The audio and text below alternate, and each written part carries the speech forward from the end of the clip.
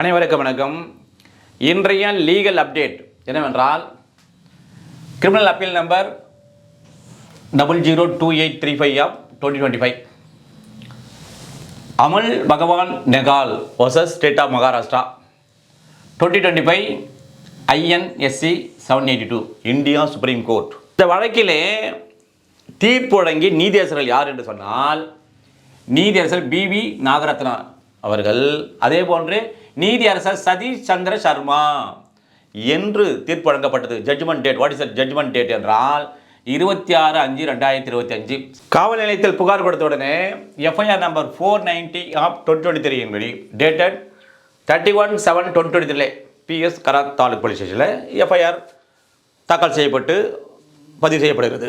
சரி, இந்த குற்றங்கள் எந்த தேதியிலிருந்து எந்த தேதி வரை நடைபெற்றது, period of that offence or occurrence என்றால் 8/6/2022 to 8/7/2023 வரைக்கும் இந்த குற்றம் நடைபெற்றதாக அது குறிப்பிடப்பட்டிருக்கின்றது.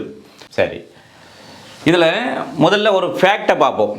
இது எது சம்பந்தமான ஒரு வழக்கு என்றால், உயர் நீதிமன்றத்தில் 482ல் ஒரு பெட்டிஷன் போட்டு அது டிஸ்மிஸ் ஆன பிறகு சுப்ரீம் கோர்ட்டில் போன பிறகு சுப்ரீம் கோர்ட் என்ன உத்தரவு பிறப்பித்தது, எது சம்பந்தமாக என்றால், இது ரேப்பில் வருமா வராதா. திருமணமான ஒரு பெண்ணை ஒரு 23 வயது மதிக்கத்தக்க ஒருவன் அந்த பெண்ணுடன் பாலியல் உறவு வைத்துக் கொள்ளுகின்ற போது, ஏற்கனவே மேரேஜ் ஆகியிருந்து ஒரு குழந்தை இருக்கின்றது. அப்படி இருக்கின்ற பொழுது, ஏற்கனவே அங்கே சட்டப்படியான விவகாரத்தை பெறாது இருக்கின்ற போது, இது ரேப்பில் வருமா வராதா என்ற இந்த பரபரப்பான இந்த தீர்ப்பில் ட்ரையல் கோர்ட் என்ன கொடுத்தாங்க, உயர் நீதிமன்றம் என்ன தீர்ப்பு வழங்கியது, இந்த உயர் நீதிமன்றத்தினுடைய மேல்முறையீட்டில் உச்ச நீதிமன்றம் என்ன தீர்ப்பு வழங்கியது என்பதை பற்றி தான் இன்று நாம் பார்க்க போகிறோம். என்ன ஃபேக்ட் என்றால், நம்ம தான் மேரிட் உமன், முஸ்லீம் உமன்னு, ஆல்ரெடி அந்த முதல் கணவர் மூலமாக 4 வயது அப்ரகாம் என்கின்ற குழந்தை பிறந்திருக்கின்றது. சரி, இவ்வாறு இருக்கின்ற போது முதல் கணவரும் இந்த குழந்தையோடு இந்த அம்மாவும் பிரிந்திருக்கிறார்கள். பிரிந்திருக்கின்ற போது ஒரு இடத்தில் வாழ்கிறார்கள், கராட் என்ற இடத்தில் வாழ்கிறார்கள். அங்கே வசிக்கின்ற போது பக்கத்து ரூமில் இந்த பையன், அதாவது இவன் தான் இருக்குது அமல் பகவான் நெகல், இவன் இருக்கான்ல, இவனும் இவனுடன் 4 நபர்களும் அங்கே என்ன பண்ணாங்க, வசிக்கிறார்கள், எல்லாம் ஸ்டூடெண்ட்ஸு. இவ்வாறு இருக்கின்ற போது இந்த பெண், அதாவது மேரிட் உமனுக்கும் இந்த 23 இயர்ஸ் ஓல்டு இவருக்கும் ஒரு இல்லீகல் கான்டாக்ட் ஏற்படுகிறது. இவன் 2-3 முறை அங்கே போகிறான், ஃபிசிக்கல் கான்டாக்டை வைத்துக் கொடுக்கிறார்கள். வெளியே போகின்ற சந்தர்ப்பம் கிடைக்கின்ற போது அங்கேயும் ஃபிசிக்கல் கான்டாக்ட் நடைபெறுகின்றது.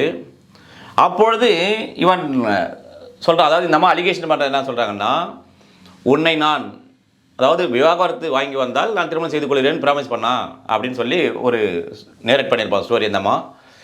அதே போல் இவ்வாறு நடந்து கொண்டிருக்கின்ற போதே அப்புறம் என்ன பண்ண ஆரம்பிச்சுன்னா, இவன் இந்த பெண்ணு சரியாக பேசுகிறதில்ல. அப்புறம் ஒரு 4 மாதத்துக்கு வெக்கேட் பண்ணிட்டாங்க, அங்கேருந்து இடத்துலேருந்து வெக்கேட் பண்ணிட்டான். அதில் என்ன பண்ணான், காலேஜுக்கு போக ஆரம்பிச்சிட்டான். ரெகுலராக இந்த அம்மா நெக்லெக்ட் பண்ணான். உடனே இந்த அம்மா கோவம் வந்துட்டு அடிக்கடி நம்ம காலேஜ் போகிறது, காலேஜ் போயிட்டு அவனை போய் டிஸ்டர்ப் பண்ணுறது. இது அந்த காலேஜினுடைய நிர்வாகத்துக்கு தெரிந்தவுடன் அந்த காலேஜ் நிர்வாகம் இந்த அம்மா மீது ஒரு ரிட்டனாக கம்ப்ளைண்ட் கொடுத்துருப்பாங்க. அது ஒரு பக்கம் இருக்கும். இதை பார்த்தோன்னே உடனே இந்த அம்மா இன்னும் கோபமாச்சு, என் மேலே கம்ப்ளைண்ட் கொடுத்துருக்கிட்டியா, காலேஜ் வரக்கூடாதா அப்படின்ட்டு நான் வீட்டுக்கு வரேன்னு என்ன பண்ணாங்க, இந்த அம்மா இந்த பையனுடைய வீட்டுக்கே போகிறாங்க. வீட்டுக்கு போயிட்டு இது மாதிரி உங்கள் பையன் என்னை திருமணம் செய்து கொள்ள சொல்லிட்டு ஏமாற்றி என்னை பல முறை பாலியல் அந்த உறவு வைத்து கொண்டிருக்கிறா, எனவே திருமணம் செய்து கொள்ள வேண்டும், இல்லை என்றால் அவ்வளோதான், உங்கள் மீது என்ன பண்ணேன், உங்கள் பையன் மீது இந்த பாலியல் ரேப் கேஸ் கொடுத்து நான் வந்து பண்ணிவிடுவேன், பொய் வழக்கு கொடுத்து பண்ணிவிடுவேன்னு சொல்லி நம்ம அப்போ மிரட்டுறது. இவ்வாறெல்லாம் மிரட்டிய பிறகு அவங்க என்ன சொல்கிறாங்க, ஏமா நீ கிளம்புமா நீ அப்படின்னு அங்கே இருக்கின்ற அந்த அப்பா அம்மா அவங்களாம் என்ன பண்ணுறாங்க, வீட்டை விட்டு அனுப்பி விடுகிறார்கள். இவ்வாறு நடைபெறுகின்ற போது அந்த என்ன பண்ணாங்க, நேராக காவல் நிலையத்துக்கு வந்து புகார் கொடுக்கிறார்கள்.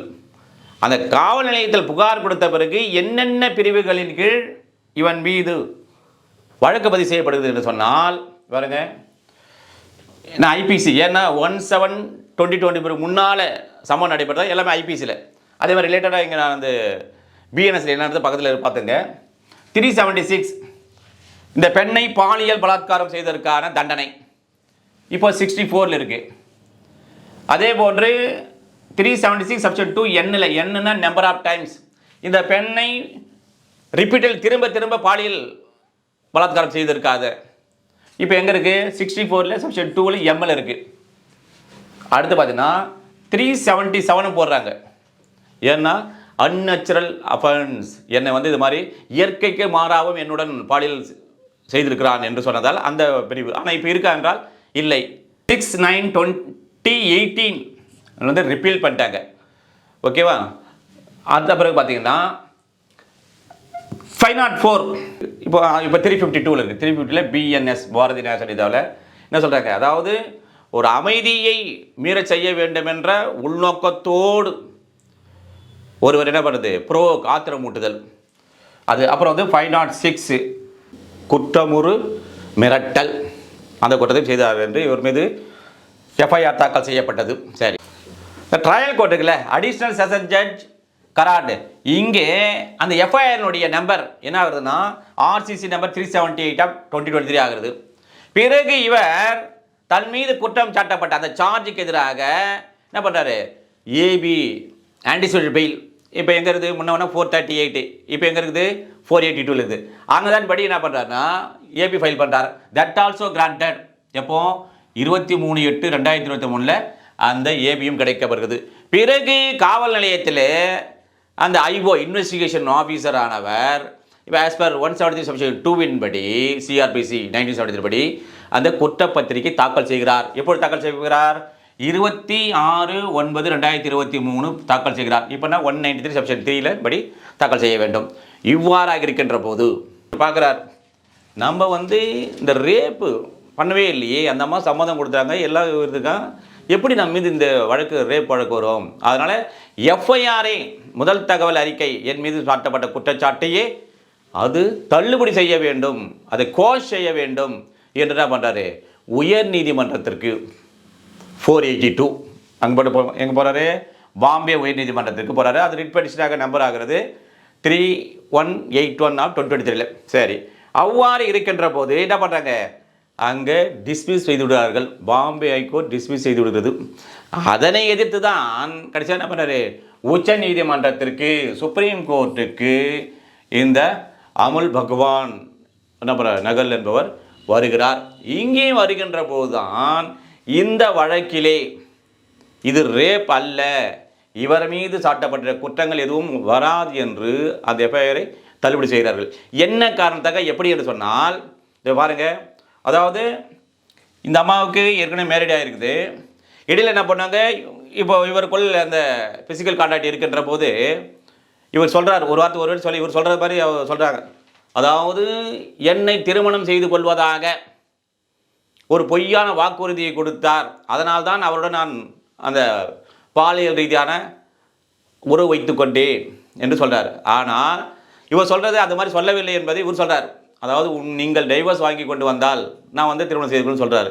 இதுக்கிடையில் ஒன்று நடக்கும். அதாவது என்னென்னா, குலநாமா 29/12/2020 குலநாமா என்பது என்னவென்றால், அவங்க முஸ்லீம் லேடி இல்லை, அதன்படி நான் திருமணத்தை ரத்து செய்வதாக குலநாமான்னு சொல்லிட்டேன்னா, திருமணம் எனக்கும் என் கணவருக்கும் சட்டப்பூர்வமான அந்த திருமண உறவில்லை என்பதை நான் வைத்துக் கொண்டு சொன்னேன். ஆனால் அதை கூட எப்போது பெற்றிருப்பார்கள் சொன்னால், இவர்கள் இருவருக்கும் இடையே அந்த ஃபிசிக்கல் கான்டாக்ட் நடந்த பிறகுதான் அதை பெற்றிருப்பார்கள்.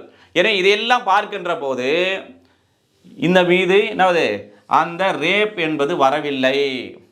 இரண்டாவது என்னவென்று சொன்னால், செக்ஷன் 90 ஆஃப் ஐபிசி இப்போ எங்கே இருக்குது என்று சொன்னால் 28 இருக்குது, 28 பிஎன்எஸ் 20 90 என்ன சொல்கிறாங்கன்னா, அதையும் கோட் பண்ணியிருப்பாங்க சுப்ரீம் கோர்ட்டில், மிஸ்கன்செப்ஷன் ஆஃப் ஃபேக்ட்டு, இது தவறாக புரிந்து கொண்டு நிகழ்மையை இவர் அவ்வாறு இந்த மாதிரி அந்த உடலுறவு வைத்து கொண்டார் என்று சொல்வதற்கும் இல்லை. ஏனென்றால் இந்த மாதிரி ஏற்கனவே திருமணமாகி இருக்குது, திருமணமாகி 4 வயதில் குழந்தை இருக்கிறார். அப்படி என்றால் கண்டிப்பாக அந்த புரிந்து கொள்கின்ற அந்த அறிவு கண்டிப்பாக இருக்கும், நாலேஜ். இதனால் அதே போன்று இவர் வந்து அடல்ட்டு 23 வயசு, இப்போ அந்த ஜட்ஜ்மெண்ட் போது பார்த்தீங்கன்னா 25 இயர்ஸ். அவர்களுக்கு இருவருக்கும் அடல்ட் என்பதால் புரிந்து கொள்கின்ற தன்மை இருக்கும். அதேபடி இந்த மாதிரி மிஸ்கன்செப்ஷனை இவ்வாறு நான் என்னுடைய அந்த உறவை வைத்துக்கொண்டேன் சொல்வதற்கும் இல்லை. ரெண்டாவது, எந்த நேரத்திலும் இவர் என்ன பண்ண, இவனுடைய எகெயின்ஸ்டாக இந்த பெண்ணுக்கு எதிராக அவர் பாலியல் உறவு வைத்துக் கொள்ளவில்லை. இதையெல்லாம் பார்க்கின்ற போது பிறகு கடைசியாக உச்சநீதிமன்றமானது எதை கருத்தில் கொள்ளும் என்று சொன்னால், இந்த பையனுடைய, அதாவது யார், அமல் பகவான் இவருடைய வயது பார்த்தீங்கன்னா 25 அந்த டைம் ஆஃப் ஜட்ஜ்மெண்ட்டு. 25 வயது உள்ள இளைஞன், இவருக்கு இன்னும் வாழ்க்கை எதிர்காலம் மாதிரி நிறைய இருக்கின்றது. அதே போன்று இந்த எஃப்ஐஆர் போட்டு வழக்கு ட்ரையல் நடக்கின்ற போது அவருடைய வாழ்க்கையே பாதிக்கப்பட்டுவிடும். எனவே இந்த இன்ட்ரெஸ்ட் ஆஃப் இந்த நீதியினுடைய நலன் கருதி இவர் மீது போடப்பட்ட அந்த முதல் தகவல் அறிக்கையினை இந்த நீதிமன்றமானது போஸ்ட் செய்து உத்தரவிடுகிறது என்று உச்சநீதிமன்றமானது தீர்ப்பு வழங்கியது என்று கூறி மேலும் ஒரு லீகல் அப்டேட் சந்திப்போம். நன்றி, வணக்கம்.